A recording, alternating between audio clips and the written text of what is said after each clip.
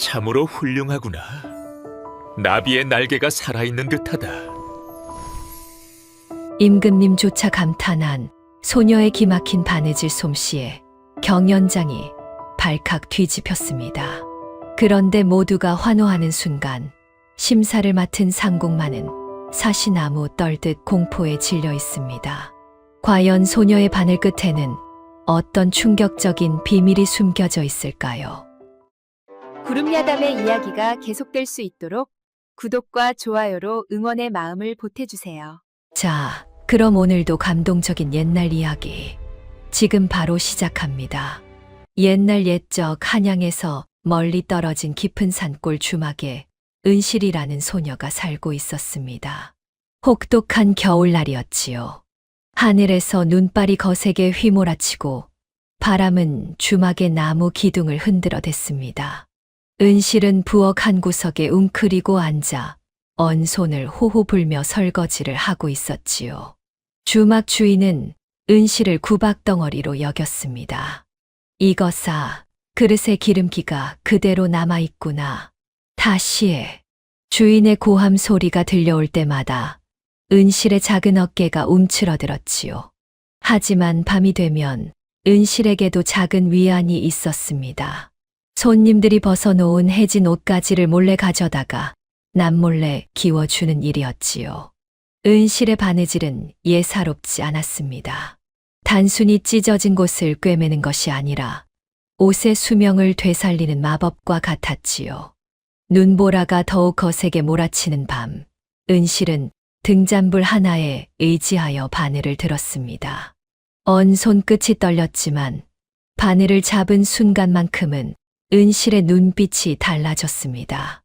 이튿날 아침 묵직한 보찜을 짊어진 박물장수 할머니가 주막으로 들어왔습니다. 주인장 방 하나 내주시구려. 할머니의 목소리는 우렁차고 힘이 있었지요. 온 천지를 떠돌며 물건을 팔아온 사람답게 말씨도 거침없었습니다. 할머니는 방에 짐을 풀고 마루에 앉아 쉬고 있었습니다. 그러다 문득 부엌 쪽을 바라보았지요. 은실이 해진 적삼을 깁고 있는 모습이 눈에 들어왔습니다. 할머니의 눈빛이 번쩍 빛났습니다. 할머니는 오랜 세월 1000가지 바느질을 보아온 사람이었지요. 은실의 손놀림이 예사롭지 않다는 것을 단번에 알아챘습니다. 그런데 할머니의 눈길을 끈 것이 하나 더 있었습니다. 은실의 손목에 낡은 천 조각이 감겨 있었지요. 할머니는 은실을 불러 세웠습니다. 아가, 너의 손목에 감긴 그 낡아 빠진 건 뭐냐? 은실은 수줍게 손목의 바늘꽂이를 만지작거렸습니다. 제가 버려졌을 때 입고 있던 베네 저고리로 만든 것입니다. 유일한 제 물건이라 소중히 간직하고 있습니다. 할머니는 가까이 다가가 바늘꽂이를 자세히 살펴보았습니다. 그 순간 할머니의 손이 부들부들 떨리기 시작했지요. 작은 크기의 정교한 거북이 자수가 빼곡히 놓여 있었습니다. 할머니의 눈에서 눈물이 주르르 흘렀습니다. 이 문양은 서씨가 직접 고안한 것인데 할머니는 15년 전을 떠올렸습니다. 만삭의 몸으로도 바늘을 놓지 못해 안달하던 제자의 모습이 눈에 선했지요. 우리 아기 오래 살라고 거북이를 수놓겠어요. 그렇게 말하던 서씨의 목소리가 귓가에 생생했습니다. 은실이 걱정스럽게 물었습니다. 할머니, 왜 우세요? 할머니는 황급히 눈물을 닦았습니다. 아니다, 먼지가 들어갔나 보구나. 할머니는 은실이 서씨의 핏줄임을 직감했습니다. 하지만 아직 확실하지 않았지요. 제대로 시험해 보아야 했습니다. 다음 날 아침 할머니는 일부러 보찜에서 엉킨 실타래를 꺼내 마루에 놓았습니다. 이 실이 또 엉켰네. 늙은이 손으로는 어쩔 도리가 없구나. 설거지를 하던 은실이 그 모습을 보고는 가만히 다가왔습니다. 할머니, 제가 풀어드릴까요? 은실은 실타래를 받아들고 찬찬히 살폈습니다.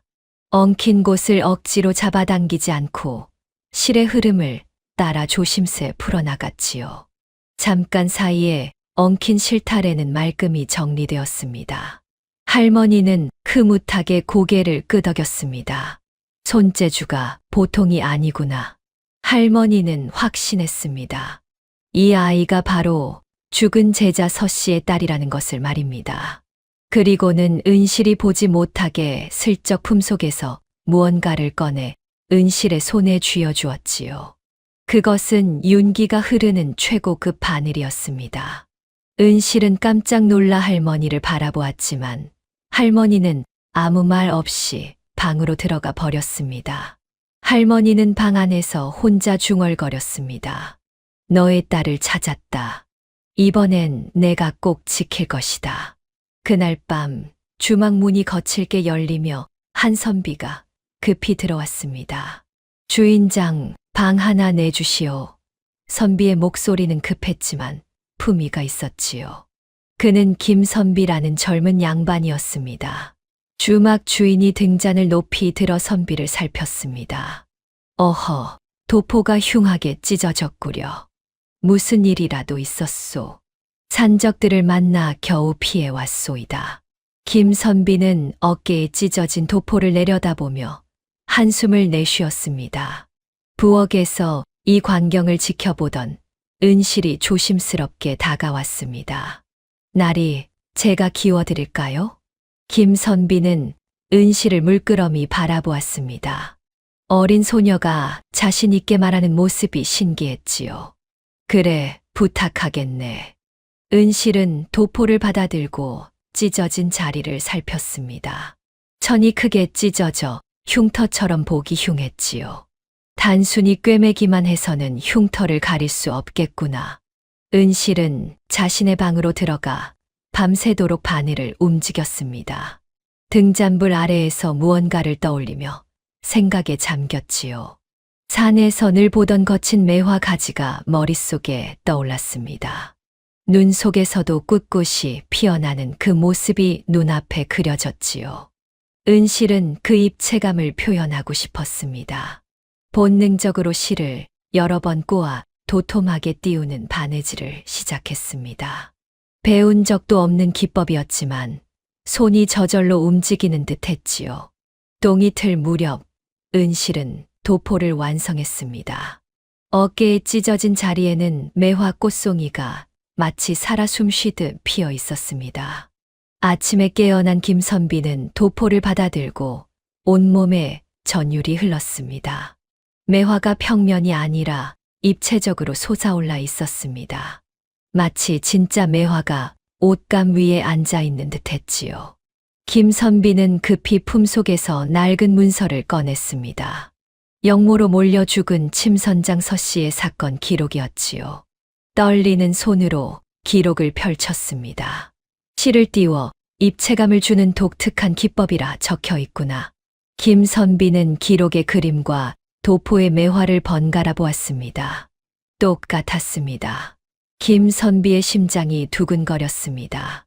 글로만 보던 죽은 자의 기술이 실제하다니. 선비는 은실을 다시 바라보았습니다. 이 산골 소녀가 15년 전 묻힌 진실을 밝혀줄 결정적 열쇠임을 직감했지요. 너의 이름이 무엇이냐? 은실이라 하옵니다.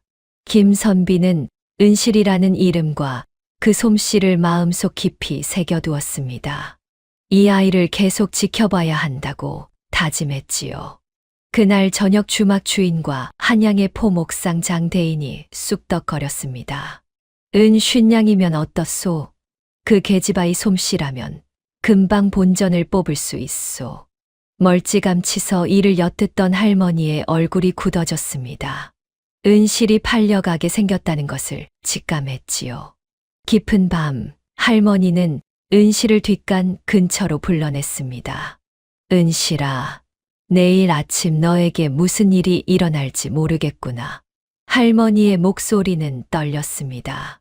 할머니는 은실의 손목에 감긴 베넷저고리 바늘꽂이를 어루만졌습니다. 아가, 나는 이 물건의 주인을 안다. 너의 어미는 조선 최고의 침선비였다. 은실이 낯선 단어에 눈을 깜빡이자 할머니가 덧붙였습니다. 임금님의 골룡포를 짓는 궁궐에서 가장 으뜸가는 바느질 장인. 그게 바로 너희 어미였단다. 은실의 눈이 크게 떠졌습니다. 저희 어머니를 아신다고요? 그 아이는 내게 제자이자 딸이었다. 하지만 내가 지키지 못했구나. 할머니는 눈물을 흘렸습니다. 은실은 처음 듣는 어머니 이야기에 눈물이 쏟아졌습니다. 할머니는 은실의 손에 오칠한 골무를 쥐어주었습니다. 지금은 시간이 없다. 내일 무슨 일이 있어도 이 골무를 지키고 살아남거라. 왜요? 그래야 내 어미의 억울함을 풀 수 있다.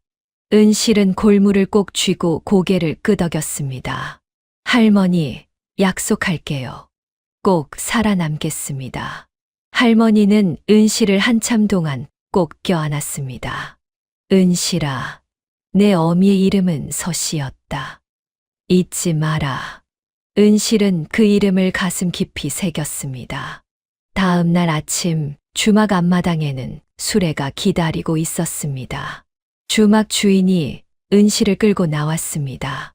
장대인, 약속대로 데려가시구려.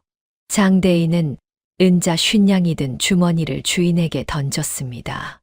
손재주가 확실하니 본전은 뽑겠구만. 은실은 필사적으로 소리쳤습니다. 싫어요. 저는 가지 않겠어요. 하지만 장정 둘이 은실을 수레에 실어버렸지요. 수레가 요란한 소리를 내며 움직이기 시작했습니다. 멀리서 이 광경을 지켜보던 박물장수 할머니는 주먹을 불끈 쥐었습니다. 바로 그때 주막 한 구석에서 김선비가 나왔습니다. 선비도 은실이 끌려가는 것을 보고 있었던 것입니다. 할머니와 김선비의 눈이 마주쳤습니다. 할머니는 선비의 어깨를 보는 순간 소스라치게 놀랐지요. 선비의 도포에 수놓아진 매화가 눈에 들어왔기 때문입니다. 할머니는 다급하게 김선비의 옷자락을 잡았습니다.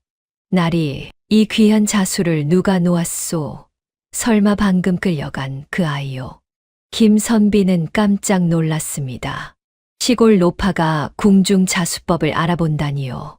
할머니께서 어찌 이 자수를 아시오? 할머니의 눈에서 눈물이 흘렀습니다. 이것은 죽은 제 제자만이 할 수 있던 비기옵니다. 공광수라 하여 실을 공중에 띄우는 기법이지요. 김선비는 할머니가 예사 사람이 아님을 깨달았습니다. 그는 주위를 살피고 목소리를 낮췄지요.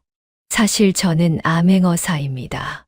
15년 전 영모로 몰려 죽은 침선장 서씨의 사건을 재수사하고 있소. 할머니의 입술이 떨렸습니다. 서씨라 하셨소. 그렇소.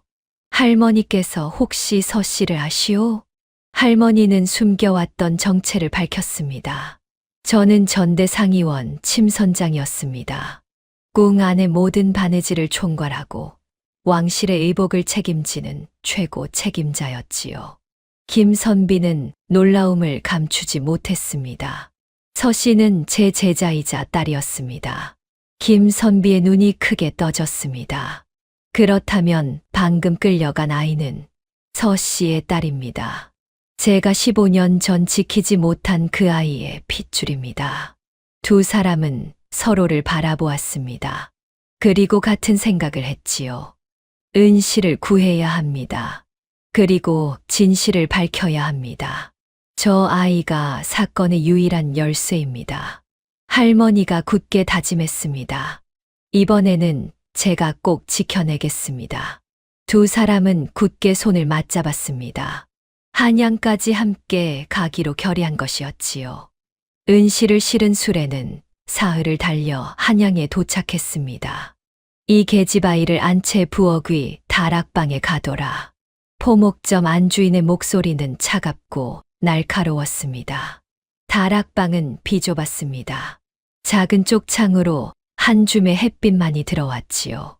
하인들이 사다리를 치워버리자 은실은 완전히 갇힌 신세가 되었습니다.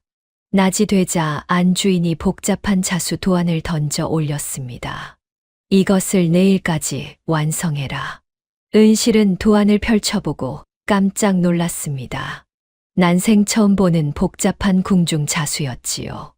용과 구름이 어우러진 문양은 어디서부터 시작해야 할지조차 알 수 없었습니다.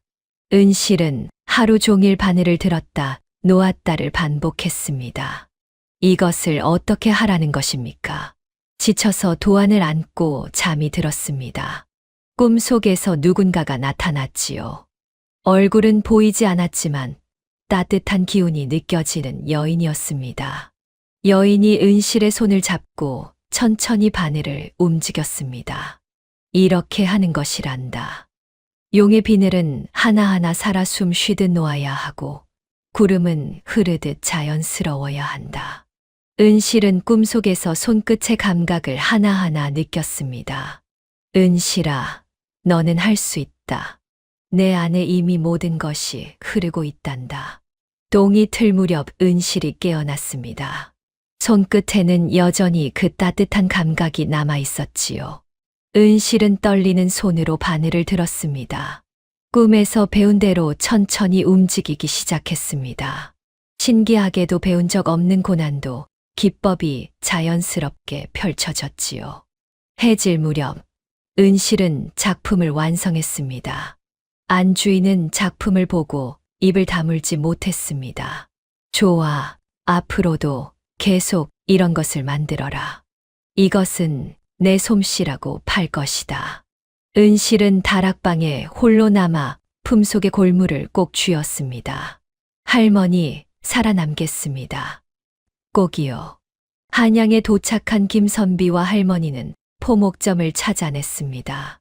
제가 안주인의 정신을 빼놓을 테니 할머니께서는 그 틈에 은실을 만나십시오.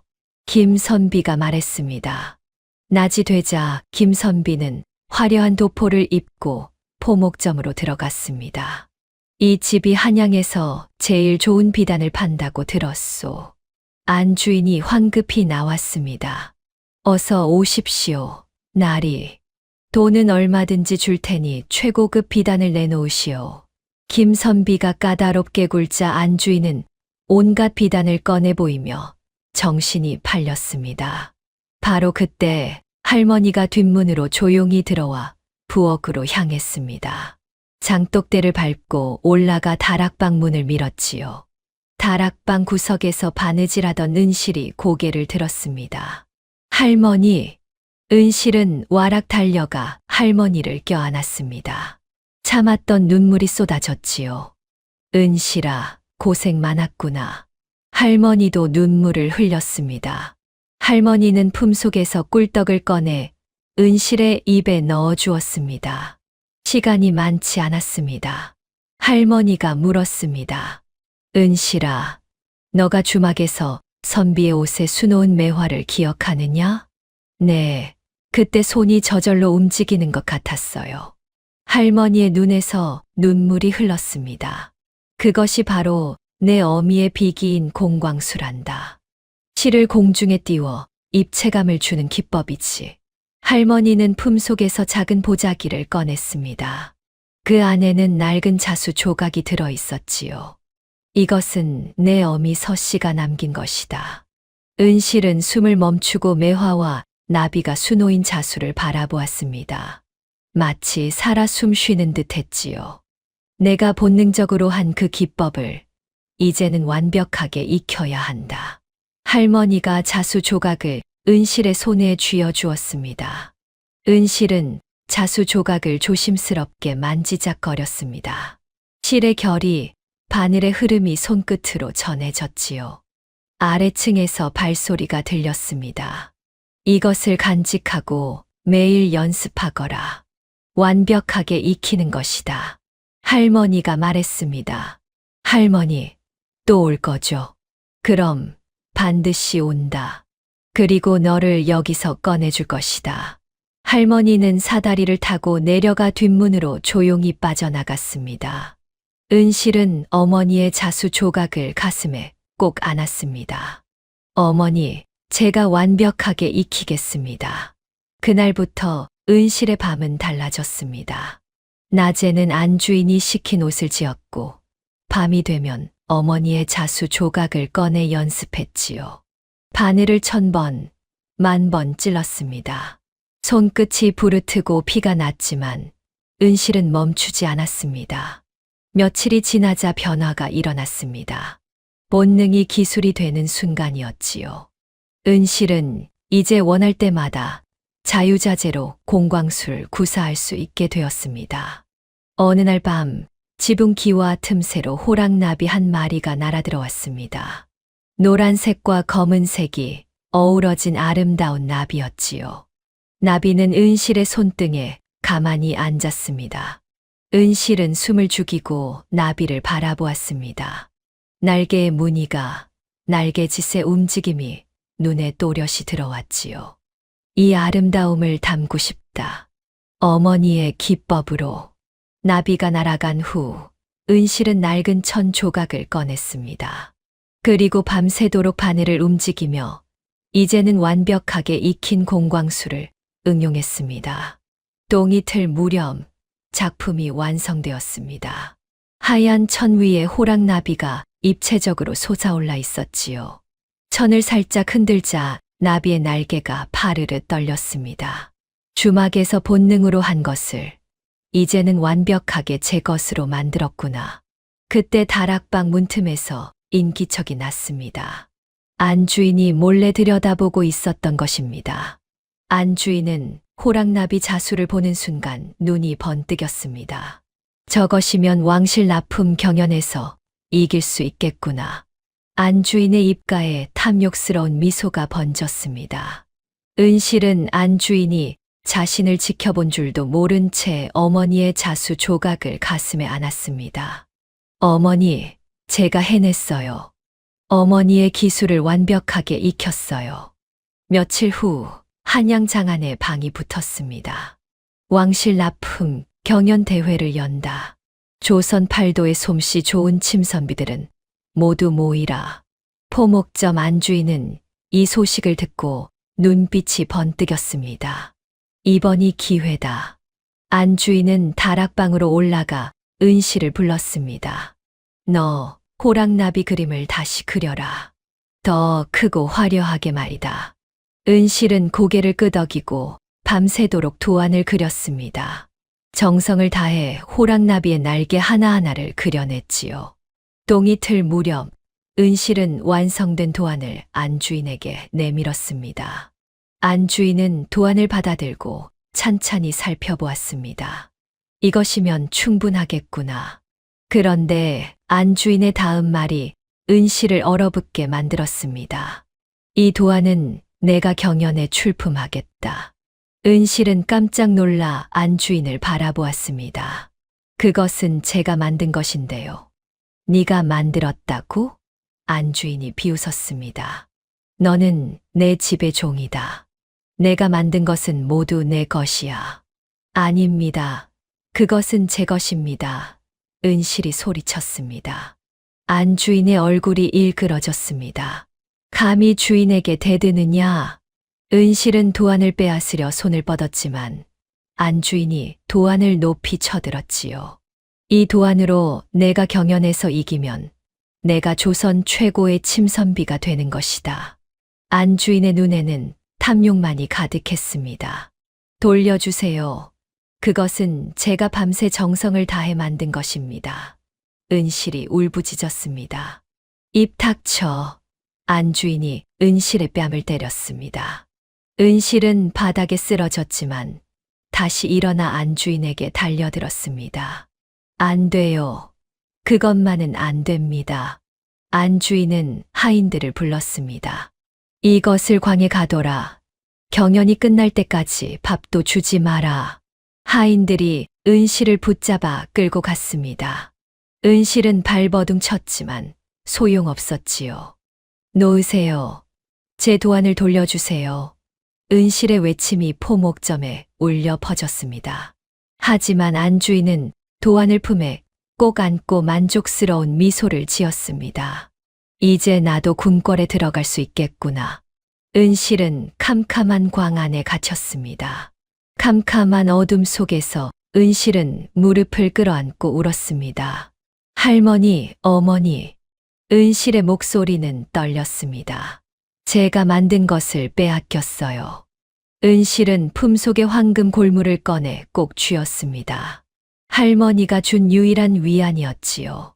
살아남아야 해. 할머니께 약속했잖아.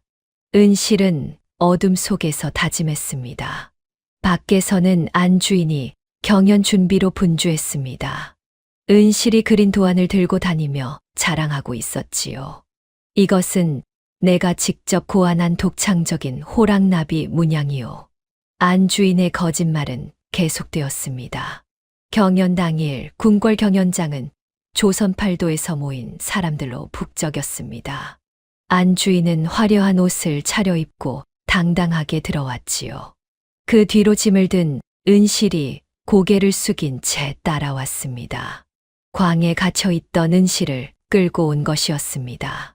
안주인 혼자서는 바느질을 할 수 없었기 때문이지요. 너는 절대 소리 내지 마라.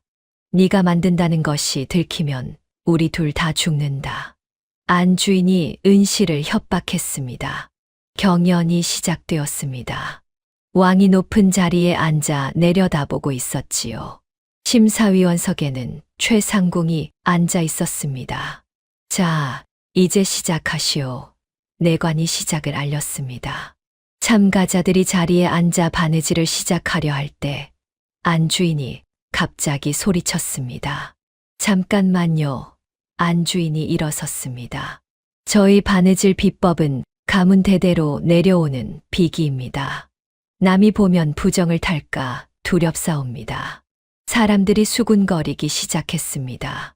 무슨 비기가 그리 대단하다고? 안주인은 또 말했습니다. 그리고 바람 때문에 실이 날릴까 걱정되옵니다. 병풍을 둘러주시면 감사하겠나이다. 안주인이 공손히 청했습니다. 주최 측은 어쩔 수 없이 팔폭자수 병풍을 가져와 안주인의 자리를 둘러쳤습니다. 병풍 안은 밖에서 전혀 보이지 않았습니다. 병풍이 쳐지자마자 안주인은 화로 옆에 편하게 누웠습니다. 그리고 은실을 병풍 안쪽 구석으로 밀어 넣었지요. 빨리 시작해라. 안주인이 낮은 목소리로 협박했습니다. 은실은 작은 등잔불 하나에 의지해 바늘을 잡았습니다. 손이 떨렸지요. 밖에서는 고상한 자수 병풍만 보였지만 그 안에서는 은실의 피 말리는 사투가 시작되었습니다. 은실은 비단을 펼치고 바늘을 들었습니다. 관중석 한 구석에서 김선비와 할머니가 이 광경을 지켜보고 있었습니다. 저 안에 은실이가 있습니다. 할머니가 이를 갈았습니다. 김선비도 주먹을 불끈 쥐었습니다. 조금만 기다리십시오. 때가 올 것입니다. 병풍 안에서 은실의 바늘이 움직이기 시작했습니다. 어둡고 좁은 공간에서 등잔불 하나의 희미한 빛만으로 은실은 나비를 수놓기 시작했습니다. 안주인은 화로 옆에서 편하게 쉬며 가끔 은실을 쳐다보았습니다. 빨리 해라. 시간이 없다. 은실의 이마에서 땀이 흘렀지만 손은 멈추지 않았습니다. 바늘이 비단을 지나갔습니다. 한 땀, 한 땀, 정성을 다해 수를 놓았지요. 나비의 날개가 비단 위에 피어났습니다. 입체적으로 솟아올라 마치 진짜 나비가 비단 위에 앉아 있는 듯 했습니다. 은실의 손은 무아지경에 빠진 채 바늘을 움직였지요. 시간이 얼마나 흘렀는지 알 수 없었습니다. 그만, 시간이 다 됐다. 내관의 목소리가 들렸습니다. 빨리 내놔. 안주인이 작품을 낚아챘습니다.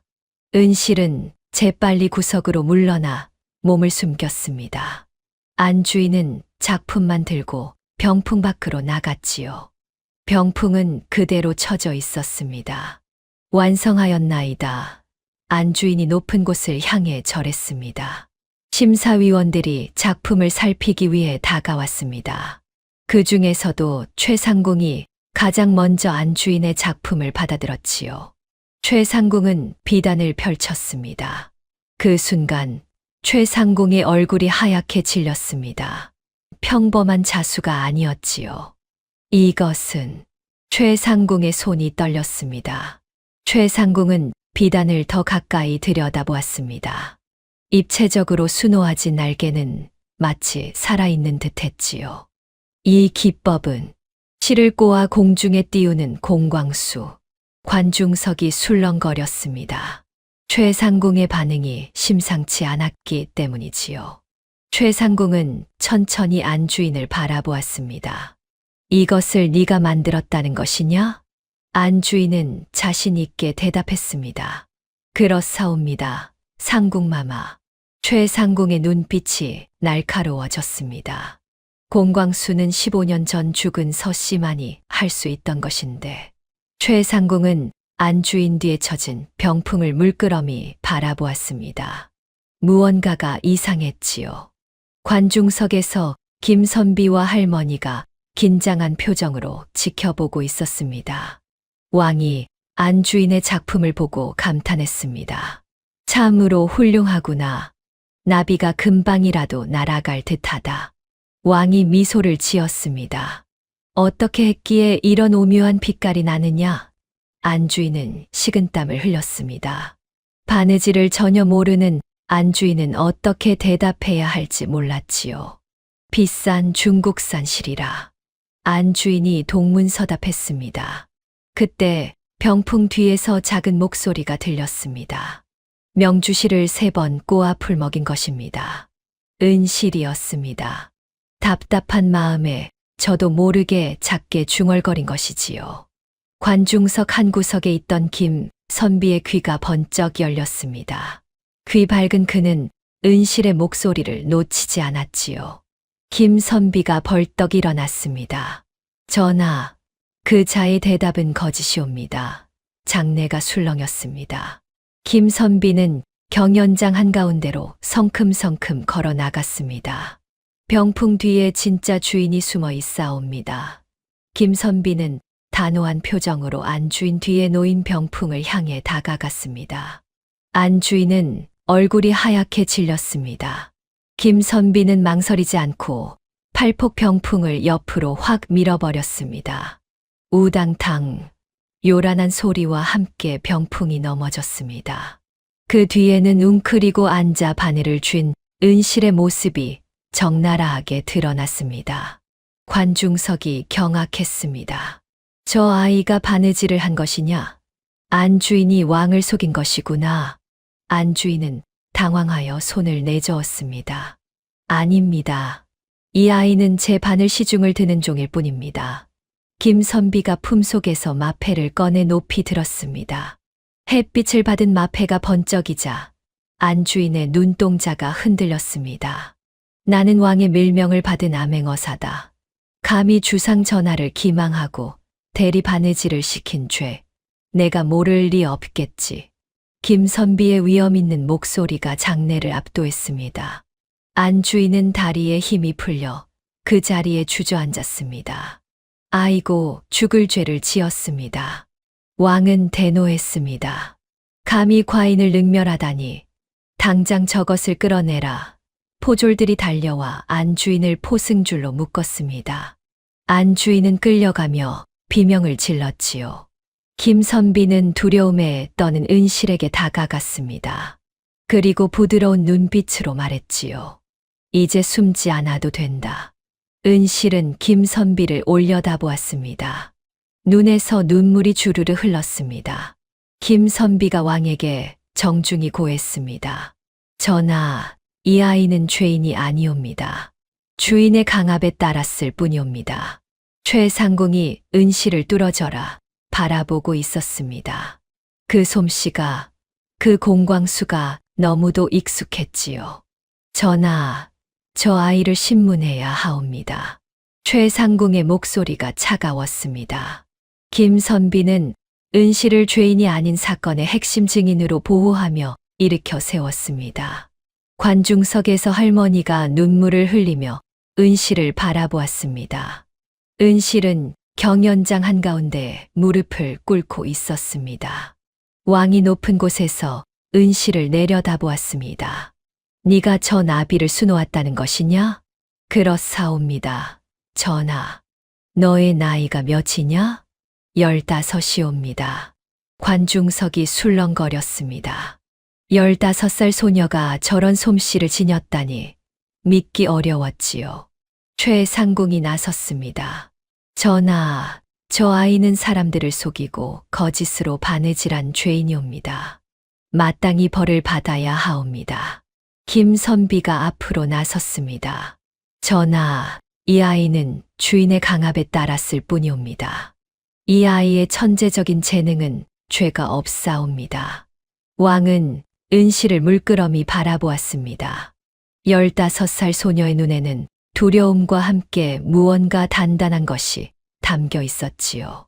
공광수라 하였느냐? 상궁, 그것이 무엇이냐? 최상궁의 얼굴이 굳어졌습니다. 15년 전 서씨라는 침선비가 쓰던 비기옵니다. 하오나 그 자는 영모로 죽었사옵니다. 그렇다면 저 아이는 어찌 그 비기를 알고 있느냐? 은실이 떨리는 목소리로 대답했습니다. 박물장수 할머니께서 가르쳐 주셨나이다. 그분은 제 어미가 남긴 자수 조각을 갖고 계셨습니다. 왕은 흥미로운 표정을 지었습니다. 재미있구나. 왕은 잠시 생각하더니 입을 열었습니다. 과인이 시험을 하나 내리겠다. 저 아이와 최상궁이 공개 대결을 펼치도록 하라. 관중석이 술렁거렸습니다.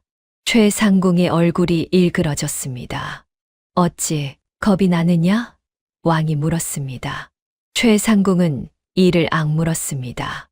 아니옵니다, 전하. 왕이 말했습니다. 이 아이가 이기면 죄를 용서하고 지면 벌을 받도록 하겠다. 관중석에서 할머니가 두 손을 모았습니다. 은실아, 할 수 있다. 너 안에 어미의 피가 흐르고 있다. 왕이 말했습니다. 내일 이 시각에 다시 모이도록 하라. 최상궁은 은실의 뒷모습을 노려보았습니다. 감히 서씨의 딸이 내 앞에 나타나다니. 대결 전날 밤, 한 그림자가 경연장으로 몰래 들어왔습니다. 최상궁이었지요. 최상궁은 은실의 재료가 놓인 곳으로 다가가 홍화염료 단지를 들었습니다. 이것만 없으면 최상궁은 염료 단지를 바닥에 내리쳤습니다. 단지가 깨지며 붉은 염료가 쏟아졌지요. 그뿐만 아니라 은실의 바늘도 부러뜨렸습니다. 고작 15살짜리가 감히. 최상궁은 흔적을 지우고 빠져나갔습니다. 같은 시각 김선비의 은신처. 김선비와 할머니가 마주 앉아 있었습니다.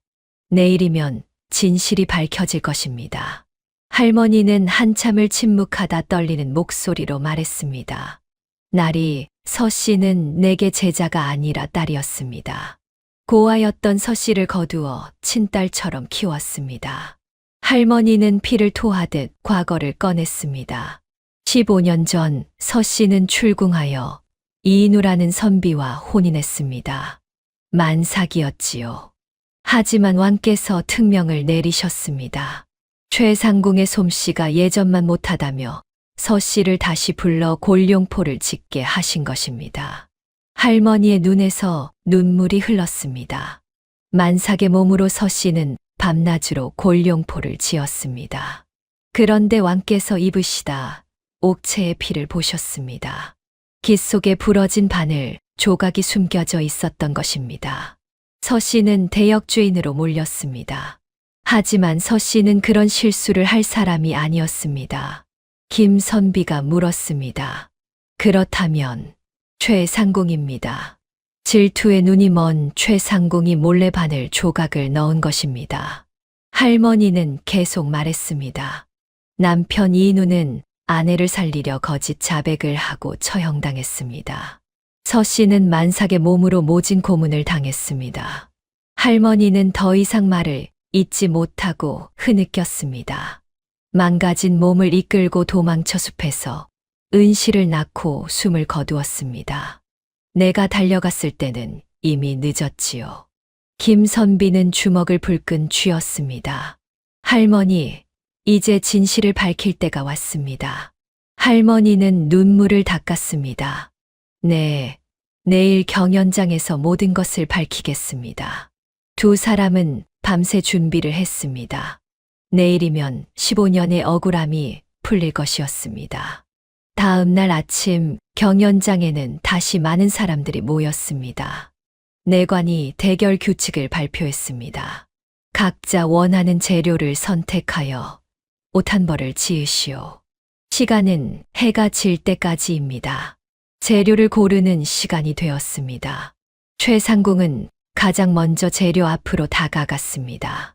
궁궐에서 가장 좋은 홍색 비단과 금실, 은실, 비취색 실까지 최고급 재료를 모두 선택했습니다. 이제 은실의 차례였습니다. 하지만 재료 더미에는 거친 광목천과 낡은 실만 남아 있었습니다. 관중석이 술렁거렸습니다. 저것으로 무엇을 만든단 말인가? 너무 불공평하지 않은가? 김선비가 항의했습니다. 이것은 너무 불공정하옵니다. 최상궁은 냉소를 지었습니다. 실력이 있으면 어떤 재료로도 명품을 만들 수 있는 법이옵니다. 은실이 조용히 말했습니다. 괜찮사옵니다. 이것으로 하겠나이다. 관중석 한 구석에서 할머니가 보찜을 풀기 시작했습니다. 15년 동안 간직해온 비장의 물건을 찾았지요. 시작, 내관이 외쳤습니다. 최상궁은 화려한 홍색 비단을 펼쳤습니다. 그리고 능숙하게 금실로 용을 수놓기 시작했지요. 은실은 거친 광목천을 만지작거렸습니다. 어머니, 저를 도와주세요. 은실도 바늘을 들었습니다. 하지만 관중석의 사람들은 고개를 저었습니다. 저 광목천으로는 아무리 솜씨가 좋아도 이길 수 없을 것이다. 김선비는 은실을 걱정스럽게 바라보았습니다. 할머니는 보자기를 품에 안고 은실을 응원했지요. 대결은 계속되었습니다. 은실은 홍화 염료 단지를 집어들었습니다. 하얀 광목천 위에 붉은 매화를 수놓으려면 붉은 염료가 필요했지요. 단지의 뚜껑을 열었습니다. 그 순간 은실의 얼굴이 하얗게 질렸습니다. 단지는 바닥이 깨져 텅 비어 있었습니다. 바닥에는 말라붙은 붉은 자국만이 핏자국처럼 남아있을 뿐이었지요. 관중석이 술렁거렸습니다. 염료가 없는 모양이군. 최상궁은 비열한 미소를 지으며 보란듯이 붉은 비단실을 꺼냈습니다. 화려한 홍색 비단 위에 붉은 용을 수놓기 시작했지요. 재료도 간수 못하는 천한 것이 감히 어딜 넘보느냐. 관중석의 사람들도 수군거렸습니다. 붉은 매화에 붉은색이 없으니 끝난 싸움이군. 김선비는 발을 동동 구르며 은실을 바라보았습니다. 할머니도 애타게 은실을 바라보았지요. 은실은 망연자실하여 깨진 단지를 바라보았습니다. 어떻게? 은실의 눈에서 눈물이 흘렀습니다. 은실은 깨진 단지 조각을 집어들었습니다. 날카로운 조각이 손끝을 베었지요.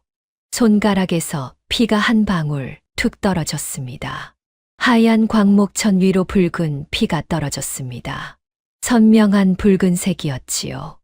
은실은 멍하니 그 붉은 피를 바라보았습니다.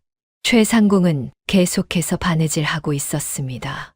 이번에도 내가 이긴다. 은실은 여전히 손가락에서 떨어지는 붉은 피를 바라보고 있었습니다.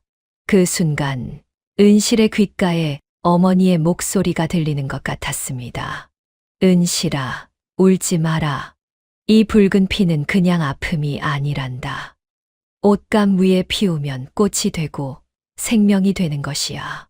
은실의 눈빛이 달라졌습니다. 은실은 두려움 없이 깨진 독 조각을 꽉 쥐었습니다.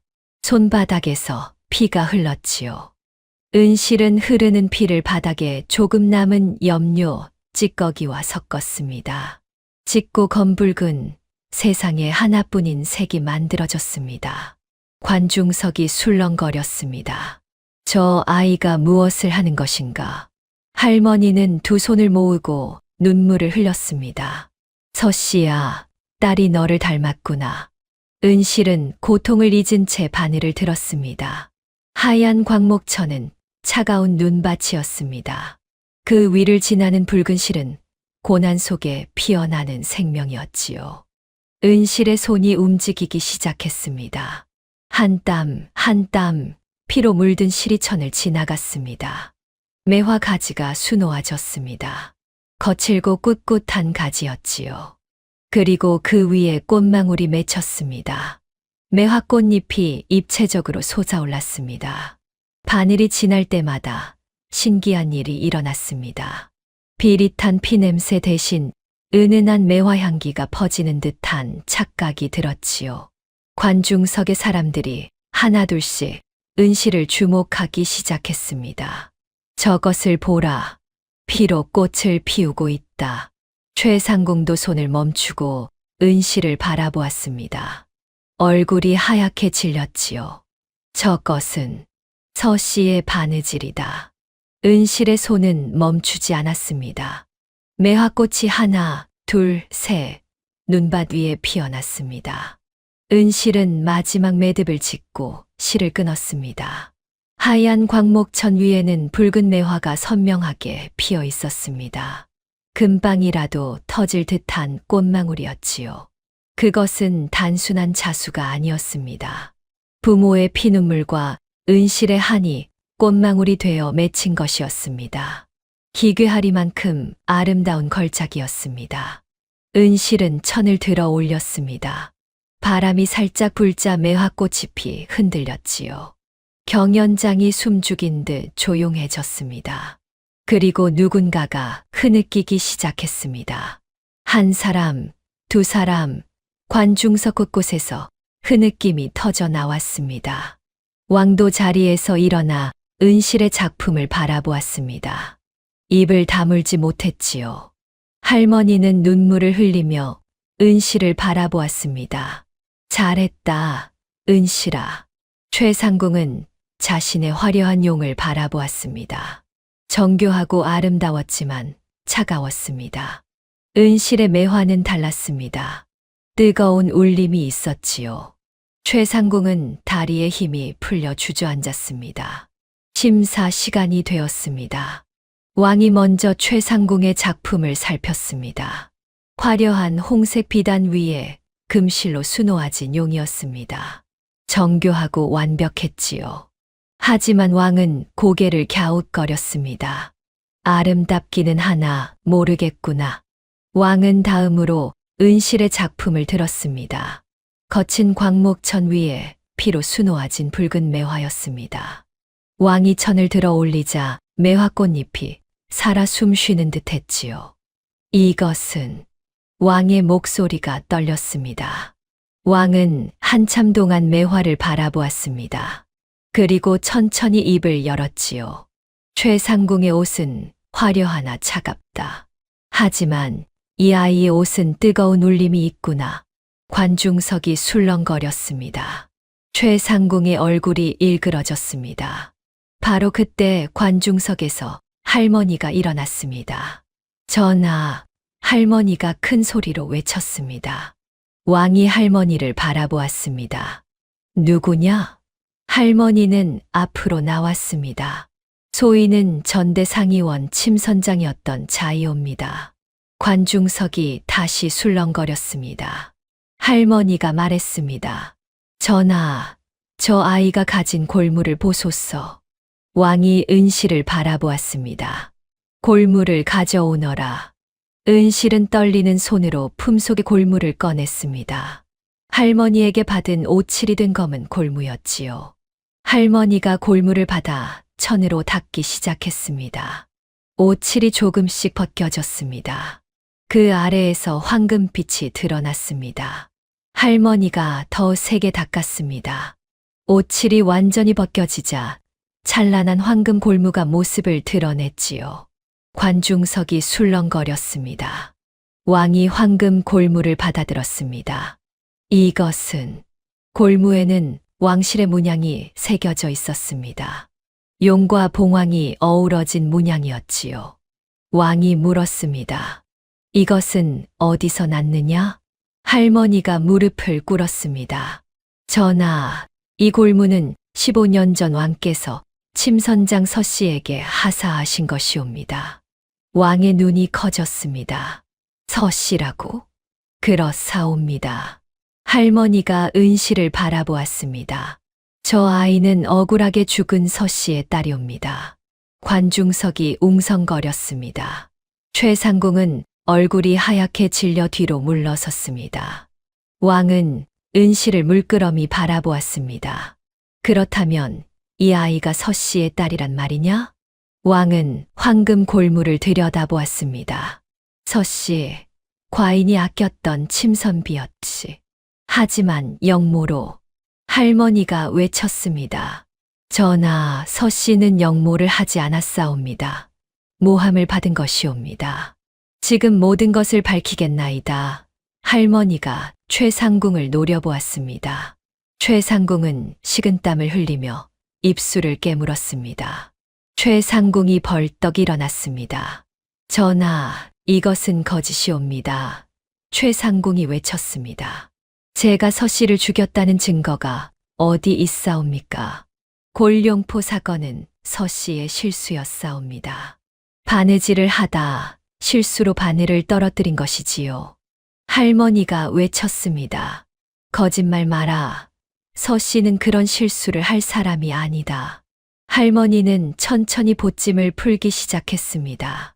전하, 15년 전 임금님의 옥체를 찌른 바늘 조각을 아직 보관하고 계시옵니까?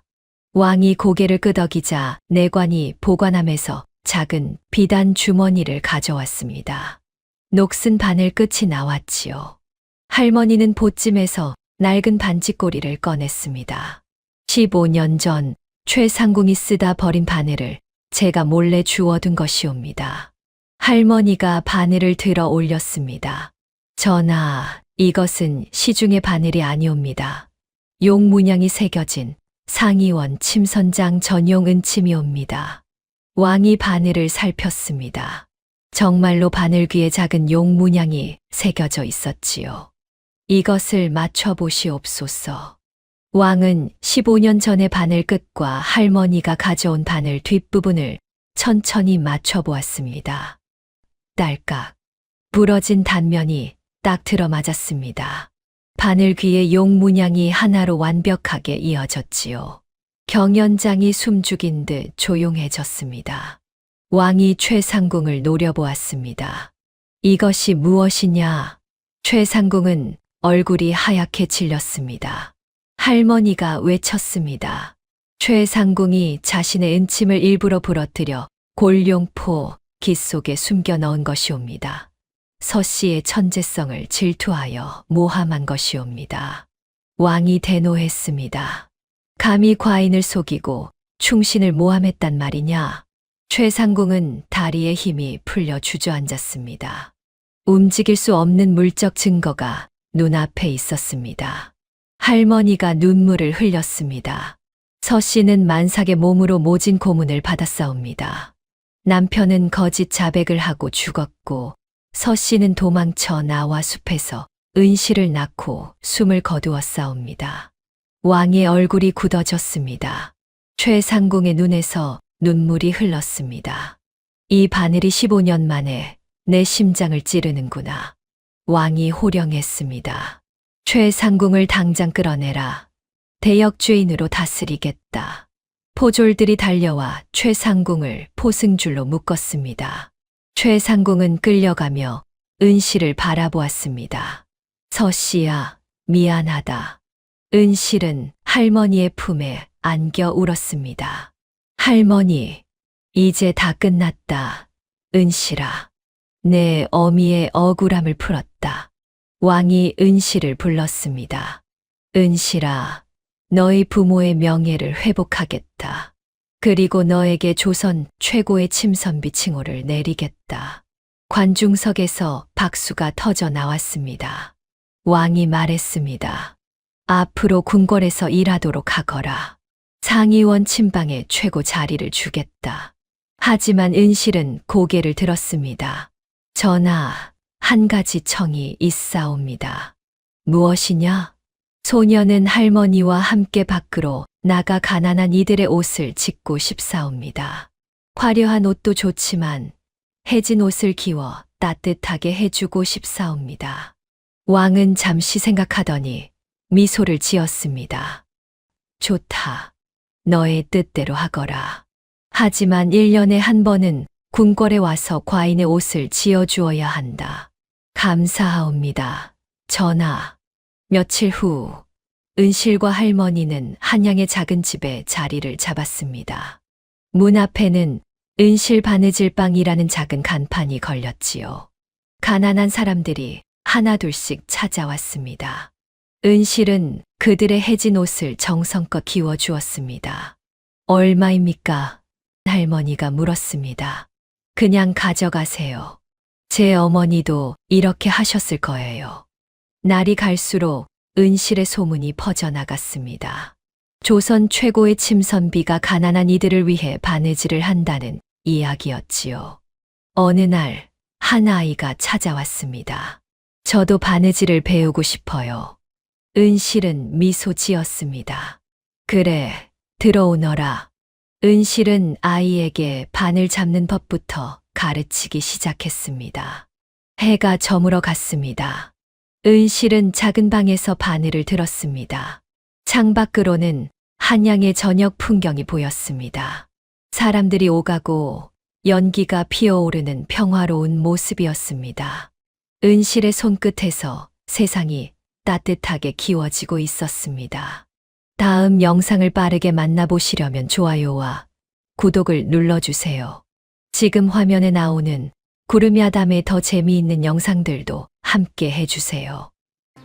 대감마님, 혹시 8살짜리가 무서워서 숨으신 겁니까? 아이의 당돌한 말에 마을 사람들이 수군거립니다.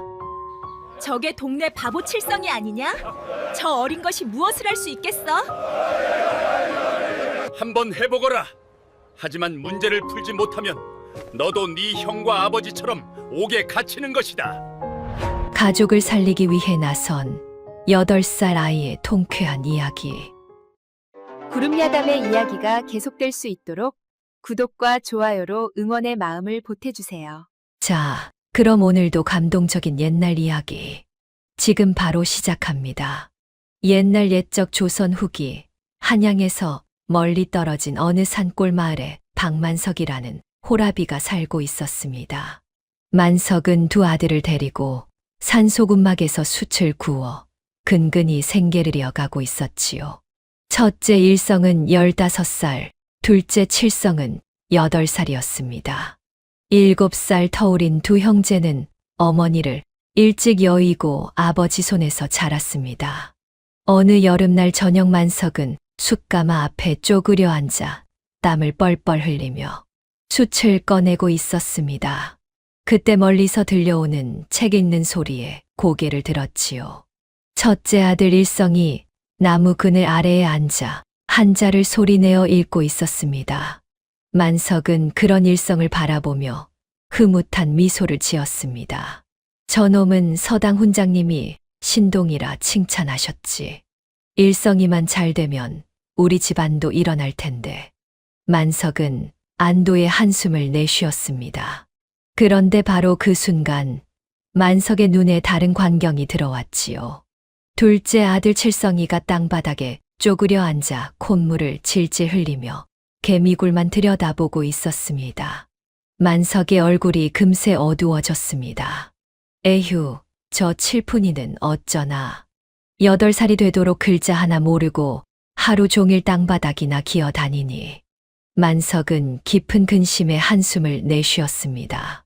내가 죽으면 저 녀석은 누가 거두나. 형이라도 출세해서 동생 먹여 살릴 수 있으면 좋으련만. 그날 저녁 일성이 동생 칠성의 손을 잡고 집으로 돌아왔습니다. 칠성의 옷은 흙투성이었고 무릎에는 피가 배어 있었지요. 만석이 깜짝 놀라 물었습니다. 일성아, 칠성이가 왜 이 모양이냐? 일성은 분한 표정으로 대답했습니다. 아버지, 마을 아이들이 칠성이를 동네 바보라고 놀렸습니다. 제가 모두 쫓아냈습니다. 만석은 가슴이 찢어지는 듯 했지만 아무 말도 하지 못했습니다. 일성은 칠성을 우물가로 데려가 정성스럽게 씻겨주었지요. 칠성아, 아프니? 칠성이 고개를 저으며 대답했습니다. 안 아파. 형아. 그래, 다행이다. 형이 있잖아. 칠성은 형을 올려다보며 희죽 웃었습니다. 일성은 칠성의 머리를 쓰다듬으며 말했습니다. 형이 꼭 과거에 급제해서 너 평생 돌봐줄게. 아무도 너를 놀리지 못하게 할 거야. 칠성은 형의 얼굴을 가만히 바라보았습니다. 그리고는 형의 손을 꼭 잡았지요. 고마워, 형아. 그때 마당 너머로 바람이 불어왔습니다. 칠성은 고개를 들어 하늘을 바라보았지요. 그리고는 형의 손을 잡아 끌며 움막 안으로 들어갔습니다. 형아, 비 올 것 같아. 칠성아, 하늘 맑은데 무슨 비? 일성이 의아해하며 물었습니다. 바로 그 순간 하늘에서 굵은 빗방울이 떨어지기 시작했지요. 만석이 허겁지겁 마당에 곡식 가마니를 안으로 옮겼습니다. 어휴, 다행이다. 조금만 늦었어도 다 젖을 뻔했네. 칠성이가 어찌 알았대. 일성은 동생을 신기한 듯 바라보았습니다. 칠성은 아무 말 없이 형의 옷자락을 꼭 쥐고 있었지요. 칠성의 귓가에는 아까 그 바람 소리가 아직도 맴돌고 있었습니다. 나뭇잎 흔들리는 소리, 풀벌레 우는 소리, 먼 산에서 들려오는 새소리까지. 칠성은 이 모든 소리를 듣고 비가 올 것을 알았습니다. 하지만 아무에게도 설명하지 않았지요. 그저 멍하니 웃으며 형의 품에 안겨 있을 뿐이었습니다. 며칠 후 5일장이 서는 날이었습니다. 만석은 한 달 동안 구운 숯을 지게에 지고 장으로 향했지요. 일성과 칠성도 아버지를 따라 나섰습니다. 장터는 사람들로 북적였습니다. 온갖 물건을 파는 상인들의 호객 소리가 요란했지요. 만석은 숯을 팔아 푼돈 몇 잎을 손에 쥐었습니다. 그리고는 엿장수 앞에 멈춰 섰지요. 엿 하나 주시오. 엿장수가 가위로 엿 한 가락을 잘라 주었습니다. 만석은 칠성의 손에 엿을 쥐어주며 말했습니다. 칠성아, 이거 먹어. 달 것이다. 칠성은 엿을 받아들고 고개를 끄덕였습니다. 일성이 아버지에게 물었습니다. 아버지, 신발은 안 사십니까? 집신이 다 헤어졌는데요. 만석은 손을 내저었습니다. 아니다. 아직 신을 만하다. 돈을 아껴야지. 그렇게 말하며 만석은 헐어빠진 집신을 질질 끌고 걸었습니다. 칠성은 아버지의 뒷모습을 물끄러미 바라보았지요. 발 뒤꿈치가 다 드러나 땅바닥에 쓸리는 아버지의 발이 보였습니다. 칠성은 손에 쥔 엿을 바라보았습니다. 달콤한 냄새가 코끝을 간지렸지요. 침이 꿀꺽 넘어갔습니다. 하지만 칠성은 엿을 입에 넣지 않았습니다. 대신 품속 깊이 조심스럽게 감춰 넣었지요. 형 일성이 물었습니다. 칠성아, 엿 안 먹어. 맛있는데. 칠성은 고개를 저으며 배를 두드렸습니다. 괜찮아. 배불러. 일성은 의아해했지만 더 묻지 않았습니다. 칠성은 품속의 엿을 꼭 쥐며 아버지를 따라 걸었지요. 아버지가 힘드실 때 드려야지. 그해 가을 흉년이 들었습니다. 만석네 집안의 쌀독은 바닥이 드러나고 있었지요. 어느 날 만석은 장에서 돌아오는 길에 두 아들을 데리고 마을 주막에 들렀습니다. 주막 문을 열자 구수한 된장찌개, 냄새가 코끝을 간지렸지요. 어서 오십시오. 일성 아버님. 주모 홍 씨가 반갑게 맞이했습니다. 홍 주모는 45살쯤 되어 보이는 과부였습니다. 남편을 일찍 여의고 혼자 주막을 꾸려온 지 10년이 넘었지요. 주모, 국밥 셋 주시오. 만석이 주문하자 홍 주모는 부엌으로 들어갔습니다. 잠시 후 김이 모락모락 나는 국밥 그릇을 들고 나왔지요. 만석의 그릇에는 유난히 고기가 많이 얹어져 있었습니다. 주모, 이건 너무 많이 주셨소. 값은? 만석이 난처해하자 홍 주모가 손을 내저었습니다. 아이고, 그냥 국물이 많이 남아서 그런 겁니다. 신경 쓰지 마십시오. 홍 주모는 그렇게 말하며 만석을 물끄러미 바라보았습니다. 만석도 고개를 들어 홍 주모와 눈이 마주쳤지요. 두 사람은 순간 당황한 듯 시선을 피했습니다. 홍 주모의 귓불이 붉게 물들었고 만석은 괜히 헛기침을 했지요. 일성은 아무것도 모르고 국밥을 후루룩 먹었습니다. 하지만 칠성은 주모와 아버지를 번갈아 바라보며 입가에 미소를 머금었지요. 밥을 다 먹고 나서자 홍 주모가 보자기에 쌀과 반찬을 싸왔습니다. 이건 또 뭐요? 만석이 당황해하자 홍 주모가 대답했습니다. 요즘 흉년이라 다들 힘드시다는 소문 들었습니다. 아이들이라도 굶기면 안 되지 않습니까?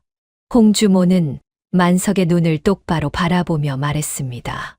일성 아버님 혼자 두 아이 키우시느라 얼마나 고생이십니까? 이웃끼리 서로 돕는 게 당연한 일 아니겠습니까? 만석은 고맙기도 하고 송구스럽기도 했습니다. 과부의 호의를 받는다는 게 마음에 걸렸지요. 하지만 아이들을 생각하니 거절할 수가 없었습니다. 정말 고맙소. 이 은혜는 꼭 갚겠소. 만석이 고개를 숙이자 홍 주모가 부드럽게 웃었습니다. 은혜는 무슨 은혜입니까? 그저 아이들 잘 키우시면 됩니다. 홍 주모는 칠성에게로 다가가 누룽지 한 봉지를 건넸습니다. 칠성아, 이거 받아라. 고소하니 맛있을 게다. 칠성이 누룽지를 받아들며 말했습니다. 고마워요, 아주머니. 그래, 착하구나. 아버지 말씀 잘 들어야 한다. 홍 주모가 칠성의 머리를 쓰다듬었습니다. 칠성은 고개를 끄덕이며 주모와 아버지를 번갈아 보았지요. 그리고는 해맑게 웃었습니다. 주막 문을 나서는 만석의 걸음이 어딘지 가벼워 보였습니다. 뒤에서 홍 주모가 한참 동안 그 뒷모습을 바라보고 있었지요. 그로부터 며칠 후 마을에 소문이 퍼졌습니다. 마을의 유지인 최대감이 환갑잔치를 연다는 소식이었지요. 최대감은 고리대금업으로 재산을 모은 탐욕스러운 양반이었습니다. 백성들의 땅을 빼앗고 곡식을 착취하는 것으로 악명이 높았지요. 어느 날 저녁 마을로 최대감 댁 하인이 찾아왔습니다. 들으시오. 최대감 어르신께서 환갑을 맞아 큰 잔치를 베푸신다오. 하인은 큰 소리로 외쳤습니다. 여흥으로 수수께끼 대회를 다하오. 상금은 황소 한 마리와 쌀 10가마니라오. 마을 사람들이 웅성거렸습니다. 황소 한 마리와 쌀 10가마니라니 가난한 백성들에게는 엄청난 재물이었지요. 누구든 참가할 수 있으니 관심 있는 자는 참가비 쌀 1가마를 준비하시오. 하인의 말에 사람들의 표정이 어두워졌습니다. 쌀 1가마니는 가난한 백성들에게 결코 적은 액수가 아니었습니다. 하인이 돌아간 후 일성이 아버지에게 말했습니다. 아버지, 제가 나가보면 어떨까요? 서당에서 배운 게 있으니.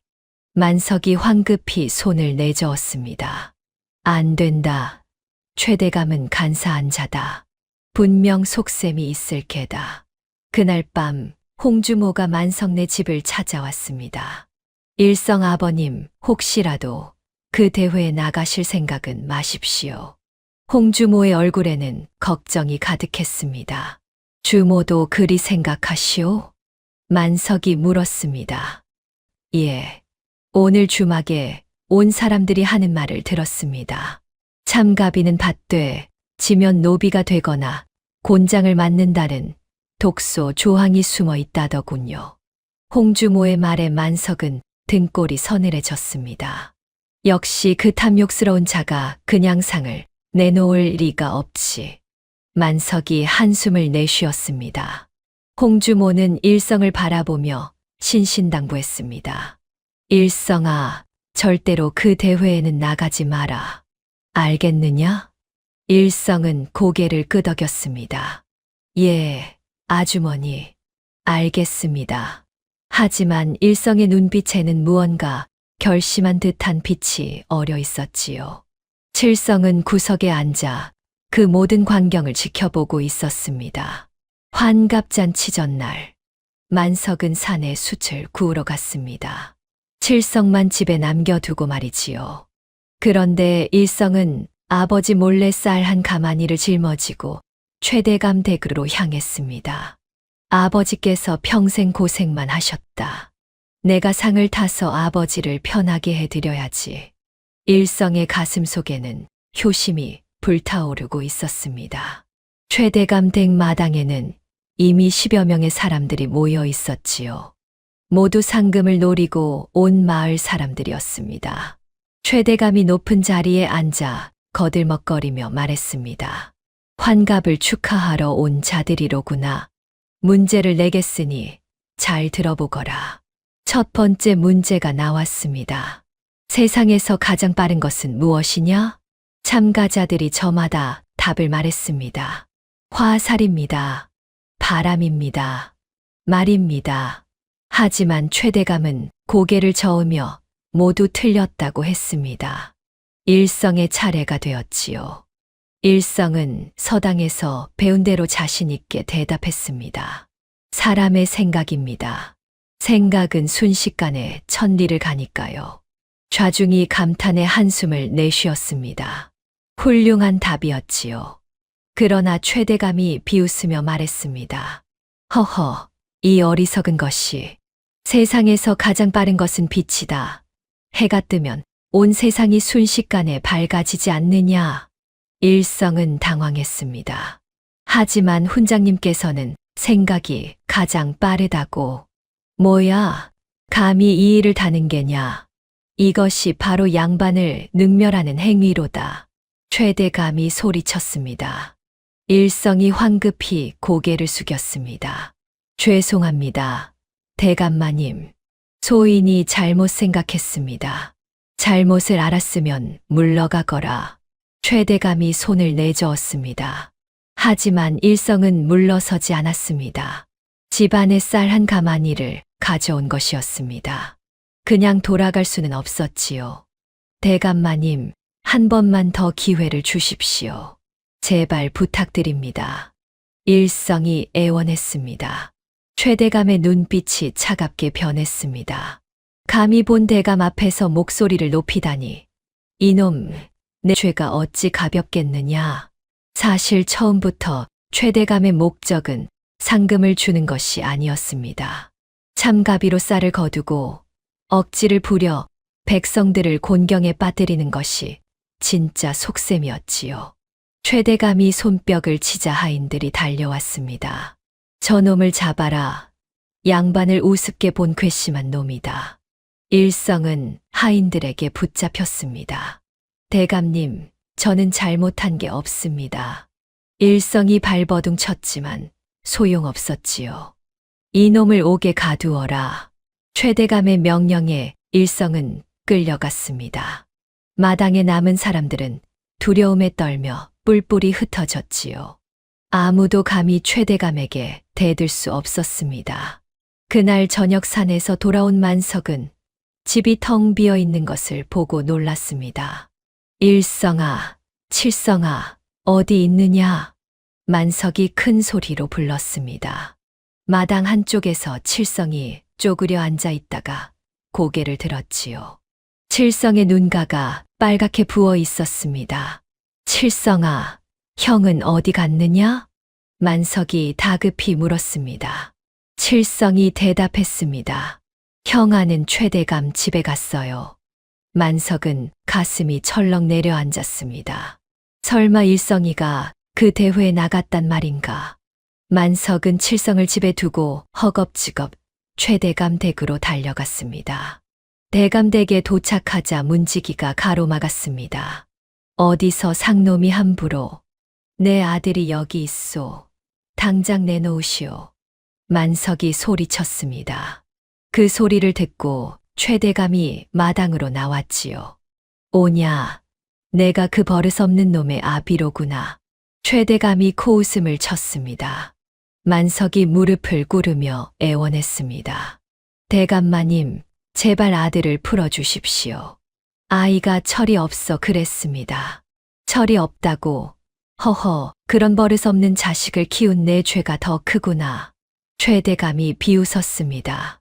만석의 주먹이 부들부들 떨렸습니다. 대감마님, 제발 한 번만 용서해 주십시오. 만석이 거듭 머리를 조아렸습니다. 하지만 최대감은 오히려 화를 냈지요. 뭐야? 대감인 나에게 용서를 구한다고. 내 놈도 양반을 우습게 보는 것이로구나. 최대감이 손뼉을 쳤습니다. 이놈도 잡아라. 양반을 능멸한 죄로 아비와 자식 모두 옥에 가두어라. 하인들이 만석을 붙잡았습니다. 이게 무슨 짓이오? 나는 아무 잘못도 하지 않았소. 만석이 항변했지만 소용없었습니다. 최대감이 차갑게 웃으며 말했습니다. 너희 부자가 자유의 몸이 되고 싶거든 쌀 50가마를 가져오너라. 그렇지 않으면 둘 다 평생 나의 노비로 살아야 할 것이다. 쌀 50가마라니 만석네 같은 가난한 집안으로서는 평생 모아도 불가능한 액수였습니다. 만석은 절망에 빠졌지요. 이 악독한 자가 만석이 분노에 찬 눈으로 최대감을 노려보았습니다. 하지만 어쩔 수 없었습니다. 만석과 일성은 나란히 옥에 갇혔지요.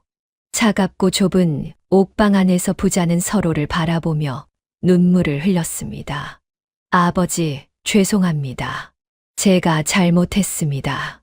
일성이 흐느껴 울었습니다. 만석은 아들의 어깨를 꼭 껴안았습니다. 아니다, 일성아. 너의 효심을 아비가 어찌 모르겠느냐. 다만 만석은 말을 잇지 못했습니다. 집에 홀로 남겨진 칠성이 걱정되었던 것이지요. 칠성이 어찌 혼자 살아가겠느냐. 만석의 눈에서 뜨거운 눈물이 흘러내렸습니다. 집에 혼자 남은 칠성은 마당 한쪽에 쪼그려 앉아 있었습니다. 해가 지고 어둠이 내려앉았지만 칠성은 꿈쩍도 하지 않았지요. 그저 멍하니 하늘의 별만 바라보고 있었습니다. 바로 그때 주막에서 소식을 들은 홍주모가 헐레벌떡 달려왔습니다.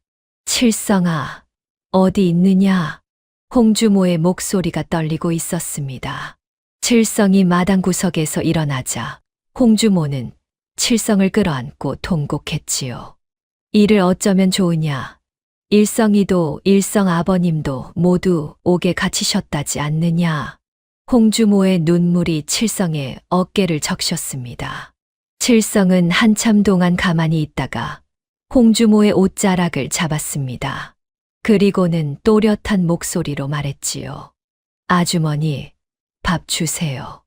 홍주모가 눈물을 멈추고 칠성을 내려다보았습니다. 뭐라고? 칠성이 홍주모의 눈을 똑바로 바라보며 다시 말했습니다. 밥 먹어야 아버지 모셔오지요. 그 순간 홍주모의 등골에 전율이 흘렀습니다. 평소 멍하게만 웃던 칠성이 눈빛이 달랐던 것이지요. 맑고 또렷한 무언가를 결심한 사람의 눈빛이었습니다. 홍주모는 칠성의 손을 꼭 잡았습니다. 홍주모의 가슴 속에서 희망이 피어올랐습니다. 그래, 그래야지. 밥을 먹어야 힘을 내지. 홍주모는 칠성의 손을 잡고 주막으로 향했습니다. 주막에 도착하자 홍주모는 정성껏 따뜻한 밥상을 차렸지요. 칠성은 천천히 그러나 한 숟가락도 남김없이 밥을 먹었습니다. 홍주모는 칠성의 머리를 쓰다듬었습니다. 내일 아침 우리 함께 그 악독한 최대감을 혼내주자꾸나. 홍주모의 눈빛에 결연한 의지가 타올랐습니다. 그날 밤 칠성은 주막 한쪽 방에서 깊이 잠들었습니다. 홍주모는 밤새 칠성을 지키며 앉아 있었지요. 다음 날 이른 아침 홍주모는 칠성에게 깨끗한 옷을 입히고 머리를 단정히 빗겨 주었습니다. 오늘은 네가 당당해야 한다. 알겠느냐? 칠성이 고개를 끄덕였습니다. 홍주모는 칠성의 손을 꼭 잡고 최대감 댁을 향해 걸었습니다. 마을 사람들이 두 사람을 보며 수군거렸지요. 저것 봐라. 홍주모가 칠성이를 데리고 어디 가는 게냐? 설마 최대감 댁에 가는 건 아니겠지? 미친 짓이다. 어린아이를, 그것도 모자란 아이를 데리고. 하지만 홍주모는 아랑곳하지 않았습니다. 당당하게 앞만 보고 걸어갔지요. 최대감 댁 대문 앞에 도착하자 문지기 둘이 창을 들고 가로막았습니다. 어디서 산 것들이 함부로. 문지기가 소리쳤습니다. 홍주모가 한 발짝 앞으로 나섰습니다. 길을 비켜라. 홍주모의 목소리에는 기가 서려 있었습니다. 최대감께서 수수께끼 대회를 여신다 하지 않았느냐. 내기에는 남녀노소가 없다 했거늘 어찌 아이라고 막는 게냐. 홍주모의 말에 문지기들이 당황했습니다. 마침 대문 밖에서 구경하던 사람들도 하나둘 모여들기 시작했지요. 맞소. 대감께서 누구든 참가할 수 있다 하지 않았소. 아이가 푼다는데 왜 막는 게요? 사람들이 홍주모의 편을 들기 시작했습니다. 문지기들이 난처해하며 서로를 쳐다보았지요. 그때 안에서 최대감의 목소리가 들려왔습니다. 무슨 소란이냐? 누가 저리 시끄럽게 구느냐? 홍주모가 더 큰 소리로 외쳤습니다. 대감마님, 이 아이가 수수께끼를 불러왔습니다. 문을 열어주십시오. 잠시 침묵이 흘렀습니다. 그러다 최대감의 비웃는 소리가 들려왔지요. 허허, 재미있구나. 좋다. 들어오너라. 문지기들이 마지못해 대문을 열었습니다. 홍주모는 칠성의 손을 꼭 잡고 당당하게 안으로 들어갔습니다. 마당으로 들어서자 이미 구경꾼들이 가득 모여 있었습니다. 어제 일성이가 끌려간 소문을 듣고 몰려든 마을 사람들이었지요. 홍주모와 칠성이 들어서자 사람들이 웅성거렸습니다. 저게 박만석의 막내 칠성이 아니냐? 맞아. 동네 바보라고 소문난 그 아이 말이야. 저 어린 것이 무엇을 할 수 있겠어. 사람들의 수군거림 속에서 칠성은 마당 한가운데로 걸어갔습니다. 그리고는 큰 소리로 외쳤지요. 대감마님, 칠성이가 왔습니다. 최대감은 사랑채 마루에 앉아 비웃고 있었습니다. 하지만 밖으로 나오지는 않았지요. 칠성은 다시 한 번 소리쳤습니다. 대감마님, 혹시 8살짜리가 무서워서 숨으신 겁니까? 마당이 순간 조용해졌습니다. 사람들이 숨을 죽이며 칠성을 바라보았지요. 감히 어린아이가 양반 대감에게 저런 말을 하다니. 최대감의 얼굴이 불그락 푸르락 변했습니다. 뭐라고? 이 버릇없는 것. 구경꾼들 사이에서 웃음소리가 터져 나오기 시작했습니다. 허허, 아이 말이 맞는구먼. 대감께서 정녕 무서우신 게요? 그러게 말이오. 어린 것 하나 상대도 못하시나? 사람들의 비웃음에 최대감은 체면이 말이 아니었습니다. 닥쳐라. 모두 입을 다물지 못할까. 최대감이 벌떡 일어나 마당으로 내려왔습니다. 홍주모는 사람들 틈에서 은근슬쩍 분위기를 부추겼지요. 이것 보시오.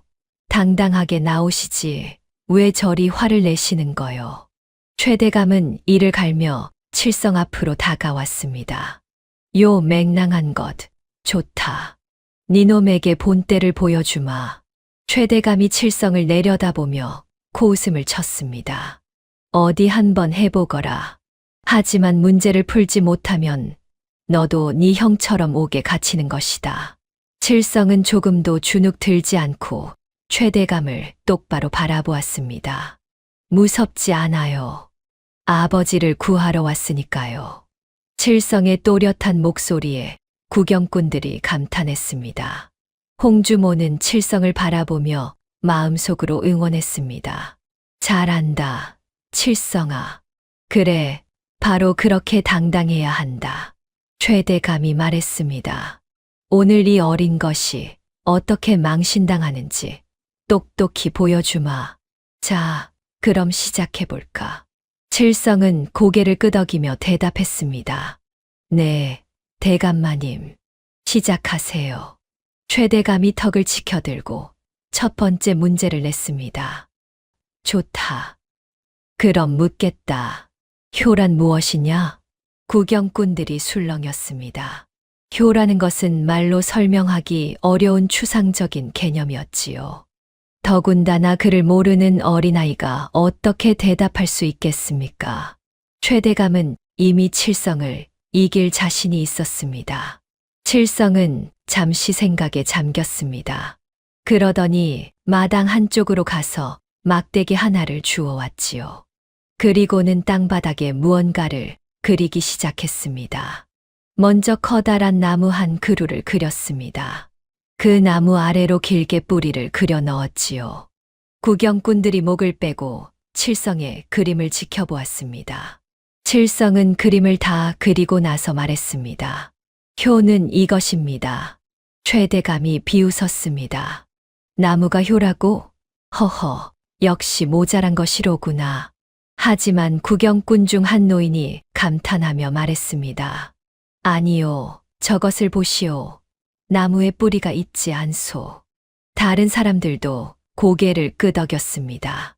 홍주모가 큰 소리로 외쳤지요.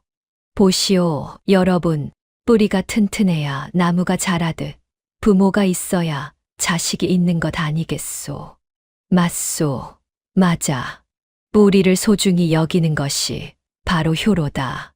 구경꾼들이 박수를 치며 감탄했습니다. 칠성이 또박또박 설명했습니다. 나무는 뿌리가 없으면 살 수 없어요. 자식도 부모님이 없으면 살 수 없지요. 뿌리를 잘 보살피는 것이 효예요. 최대감의 얼굴이 굳어졌습니다. 예상치 못한 답이었지요. 하지만 인정할 수밖에 없었습니다. 구경꾼들이 모두 칠성의 답에 감탄하고 있었으니까요. 그래, 이번은 운이 좋았다. 하지만 다음 문제는 절대 못 풀 것이다. 최대감이 억지로 침을 삼키며 말했습니다. 홍주모는 사람들 틈에서 웃으며 말했지요. 서당에서 글만 배운 것보다 저렇게 자연에서 배운 지혜가 훨씬 낫지 않소. 그렇고 말고요. 저 어린 것이 참으로 영특하구려. 사람들의 칭찬에 칠성은 수줍게 웃었습니다. 하지만 최대감을 향한 눈빛만은 여전히 또렷했지요. 최대감은 식은땀을 흘리며 다음 문제를 준비하기 시작했습니다. 이번엔 절대 못 풀 문제를 내야겠다. 그 시각 최대감 댁 뒤편 옥사에서는 만석과 일성이 갇혀 있었습니다. 습하고 어두운 옥방, 만석은 벽에 기대어 깊은 한숨만 내쉬고 있었습니다.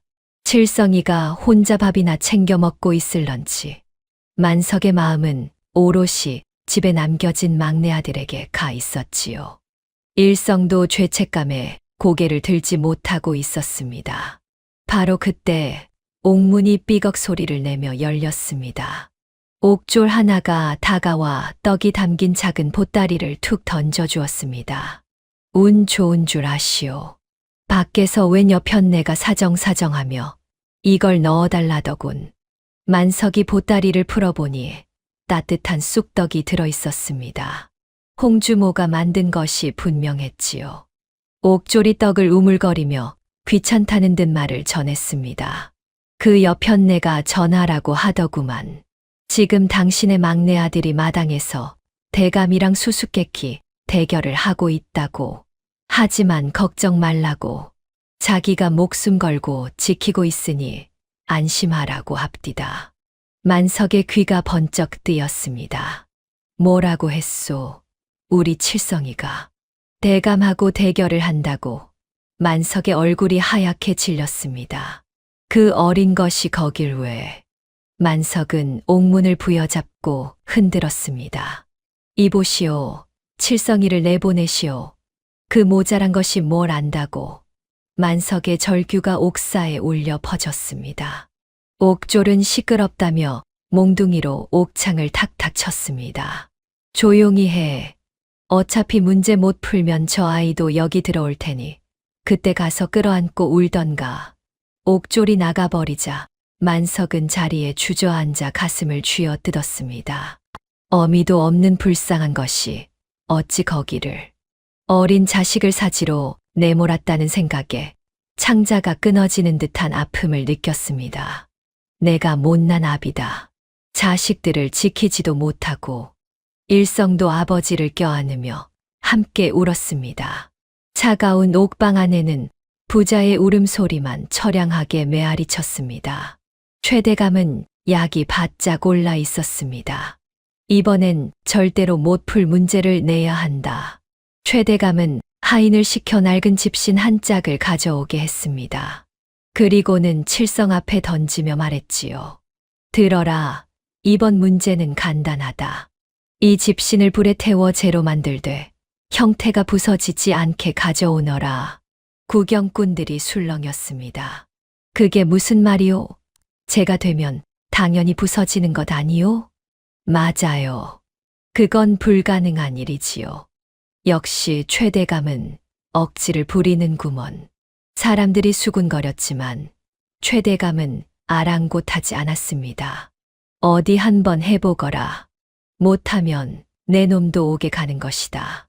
칠성은 집신을 들고 잠시 생각에 잠겼습니다.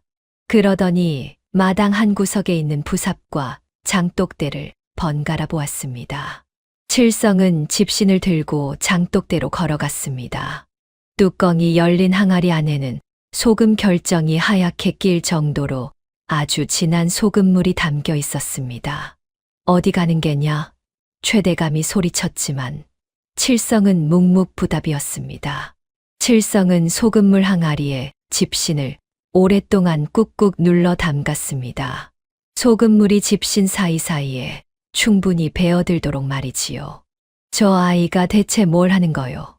글쎄요. 집신을 소금물에 절여서 어쩌려고.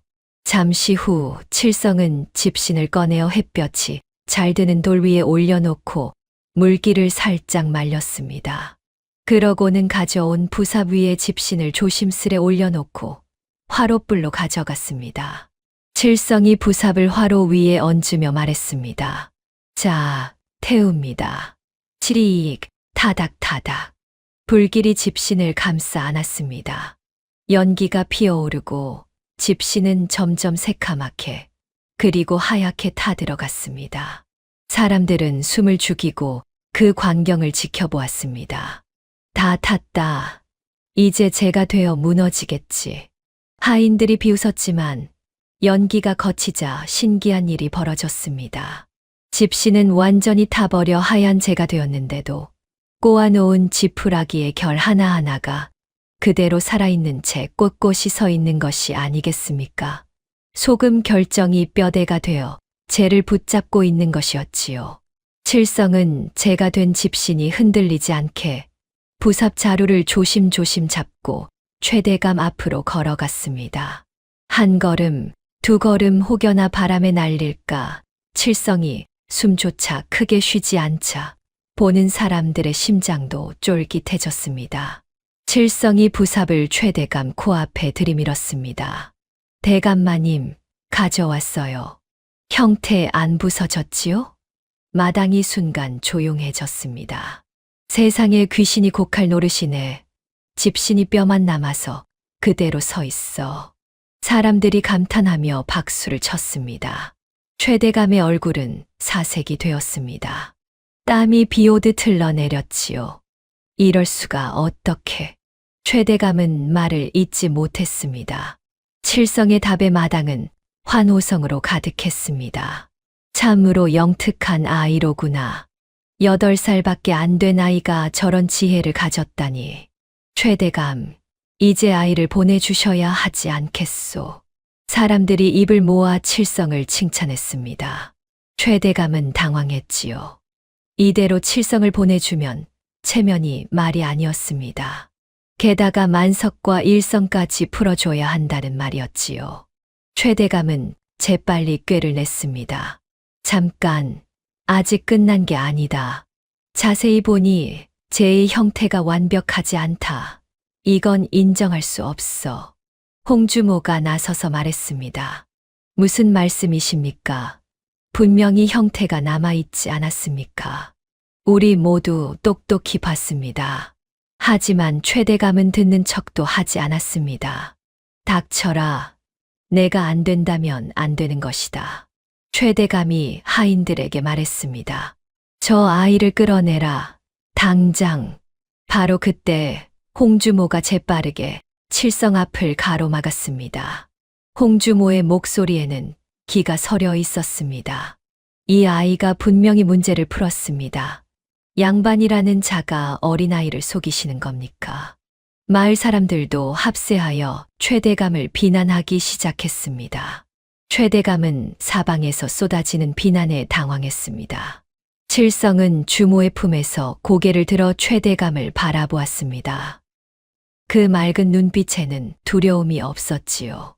최대감은 사람들의 비난을 피해 잠시 안채로 들어갔다가 회심의 미소를 지으며 돌아왔습니다. 하인이 들고 온 상자 안에는 배가 남산만한 쥐 한 마리가 들어 있었지요. 최대감의 머릿속에는 완벽한 함정이 그려져 있었습니다. 한 마리라 하면 배를 갈라 새끼를 보여주고 여러 마리라 하면 배를 안 가르고 한 마리라 우겨야지. 최대감이 상자를 내려놓으며 외쳤습니다. 자, 마지막 문제다. 이 상자 안에 쥐가 몇 마리 들어있느냐? 이번에도 맞히면 내가 깨끗이 패배를 인정하마. 칠성이 상자 앞으로 다가갔습니다. 상자 안에서 쥐가 부스럭거리는 소리가 들렸지요. 칠성은 눈을 감고 상자에 귀를 바짝 갖다 댔습니다. 마당의 모든 소음이 사라지고 오직 상자 속의 소리만 칠성의 귀에 들어왔습니다. 먼저 어미 쥐의 무겁고 느린 심장 소리가 들렸습니다. 칠성은 더 깊이 집중했습니다. 그러자 어미의 심장 소리 사이로 아주 작고 빠른 소리들이 들려오기 시작했습니다. 콩닥콩닥, 콩닥콩닥. 칠성은 마음속으로 숫자를 세었습니다. 여기 하나, 저기 둘, 셋, 넷, 다섯. 어미의 뱃속에서 꼬물거리는 5 생명의 심장 소리가 느껴졌습니다. 어미까지 합치면 심장이 모두 6개구나. 칠성은 눈을 떴습니다. 홍주모가 걱정스러운 눈빛으로 칠성을 바라보았지요. 칠성은 최대감을 똑바로 쳐다보았습니다. 대감의 눈빛에서 번뜩이는 간사함을 읽어냈습니다. 이 영감, 내가 무슨 답을 하든 트집을 잡겠구나. 칠성의 입가에 희미한 미소가 떠올랐습니다. 좋아. 그럼 꼼짝 못하게 만들어주지. 칠성은 상자에서 귀를 떼고 천천히 일어났습니다. 그리고는 맑은 목소리로 또박또박 말했습니다. 한 마리요. 딱 한 마리입니다. 최대감은 속으로 쾌재를 불렀지요. 걸려들었다. 요 녀석. 최대감의 얼굴에 승리의 미소가 번졌습니다. 이제 칠성을 확실히 무너뜨릴 수 있었습니다. 최대감은 큰 소리로 외쳤습니다. 틀렸다. 크게 틀렸어. 최대감이 상자 쪽으로 성큼성큼 다가갔습니다. 니놈 눈에는 이게 홀몸으로 보이느냐? 내 눈에는 뱃속에 새끼들이 가득 들어찬 것으로 보이는데. 최대감은 하인을 향해 손짓했습니다. 칼을 가져오너라. 당장. 하인이 황급히 달려가 시퍼런 칼을 가져왔습니다. 최대감은 칼을 받아 들고 흔들어 보였지요. 햇빛에 반사된 칼날이 번쩍였습니다. 내가 직접 배를 갈라 증명해 보이마. 니놈의 눈이 얼마나 어두운지 똑똑히 보여주겠다. 최대감은 칼을 들고 상자 쪽으로 다가가 배부른 쥐를 꺼냈습니다. 그리고는 칠성을 향해 비웃으며 말했습니다. 자, 이제 니놈이 얼마나 어리석은지 보여주마. 최대감은 칼을 높이 치켜들었습니다. 칼끝이 쥐의 배를 향했지요. 바로 그 순간이었습니다. 칠성이 기다리던 순간이 바로 지금이었습니다. 칠성의 눈빛이 날카롭게 빛났습니다. 바로 그때 칠성이 서늘한 목소리로 외쳤습니다. 잠깐 최대감의 손이 멈칫했습니다. 칠성이 표정을 싹 바꾸며 진지하게 물었습니다. 대감마님, 오늘이 환갑잔치 날이지요? 그렇다만 그게 왜? 칠성이 천천히 말을 이었습니다. 사람들이 그러던데요.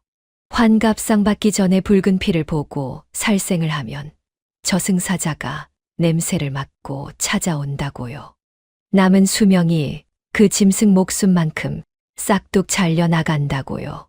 순간 최대감의 등골이 오싹해졌습니다. 뭐라, 재수없게 죽은 사람 얘기를. 칠성이 한 발짝 다가서며 속삭이듯 말했습니다. 정말 괜찮으시겠어요?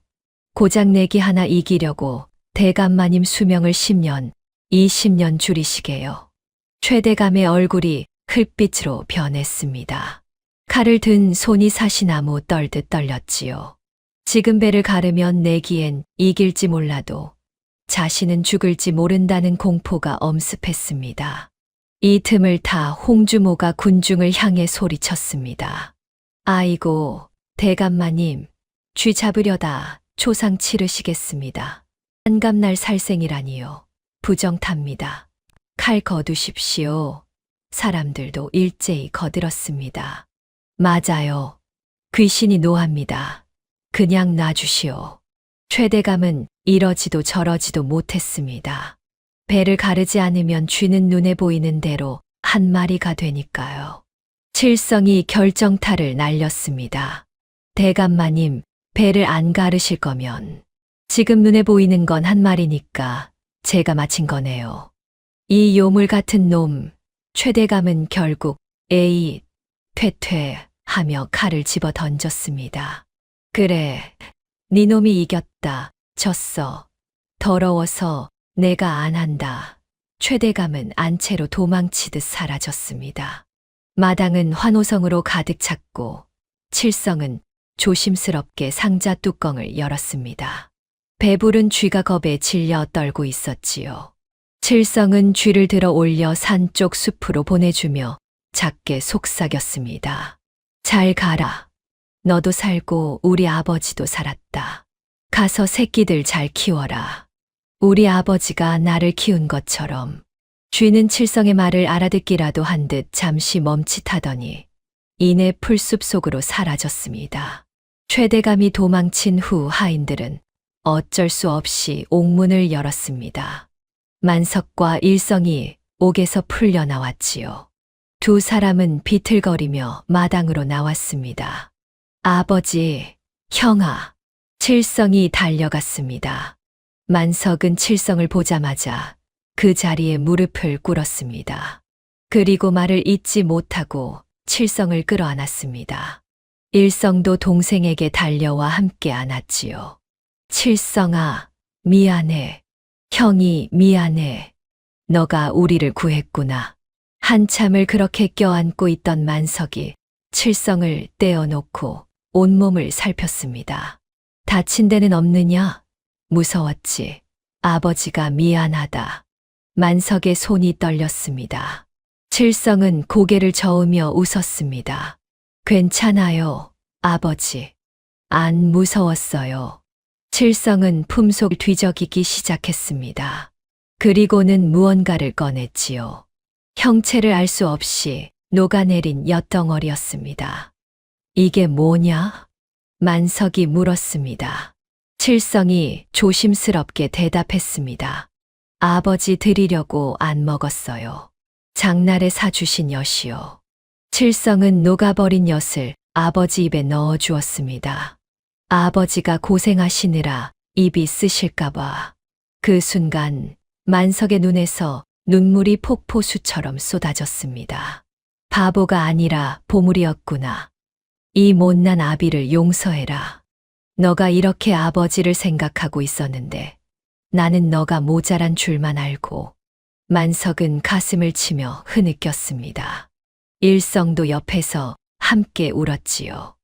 만석은 칠성의 얼굴을 두 손으로 감싸 안았습니다. 고맙다, 칠성아. 정말 고맙다. 만석은 녹아버린 엿을 입에 넣고 천천히 씹었습니다. 세상에서 가장 달콤하고도 씁쓸한 맛이었지요. 홍주모는 그 광경을 보며 눈물을 훔쳤습니다. 마을 사람들도 모두 코를 훌쩍이며 감동에 젖어 있었습니다. 저런 효자가 어디 있겠소.